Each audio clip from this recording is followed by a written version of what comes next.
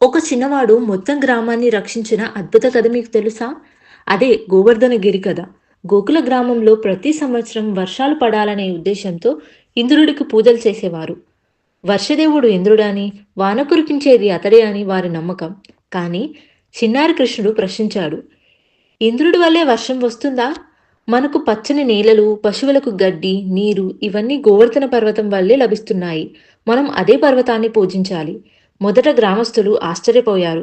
కానీ కృష్ణుడు చెప్పిన మాటల్లో అర్థం ఉన్నందున అందరూ గోవర్ధన పర్వతాన్ని పూజించారు. ఈ విషయం తెలుసుకున్న ఇంద్రుడు క్రోధంతో మండిపడ్డాడు. నా పూజను విస్మరించారా అన్న కోపంతో మేఘాలను పిలిపించి గోకులంపై భారీ వర్షాన్ని కురిపించాడు. గాలి వేగంగా వీచింది. మెరుపులు మెరిశాయి. ఉరుములు మోగాయి. వర్షం కుండపోతగా కురిసింది. గ్రామం మొత్తం నీట మునిగిపోయింది. ప్రజలు భయంతో పరుగులు తీయడం మొదలుపెట్టారు. ఎక్కడ చూసినా నీరు, వరదలే. అప్పుడు చిన్ని కృష్ణుడు తన చిటికని వేళ్లతో గోవర్ధన పర్వతాన్ని ఎత్తి పైకి లేపాడు.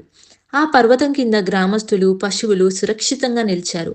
7 రోజులు 7 రాత్రులు కృష్ణుడు ఆ పర్వతాన్ని నిలిపి ఉంచాడు. చెమట కూడా లేకుండా చిరునవ్వుతో ఆ భారం మోశాడు. చివరికి ఇంద్రుడికి తన తప్పు తెలిసింది. కృష్ణుడి దగ్గరకు వచ్చి నమస్కరించి క్షమాపణలు కోరాడు. అతను అర్థం చేసుకున్నాడు. నిజమైన శక్తి భక్తిలో, ప్రేమలో, ధైర్యంలో ఉంటుందని. చిన్నతనం అనేది శరీరంలో ఉండొచ్చు, కానీ శక్తి అనేది హృదయంలో ఉంటుంది. ఇలాంటి ఎన్నో మంచి కథల కోసం చిన్న చరిత్రను సబ్స్క్రైబ్ చేసుకోండి.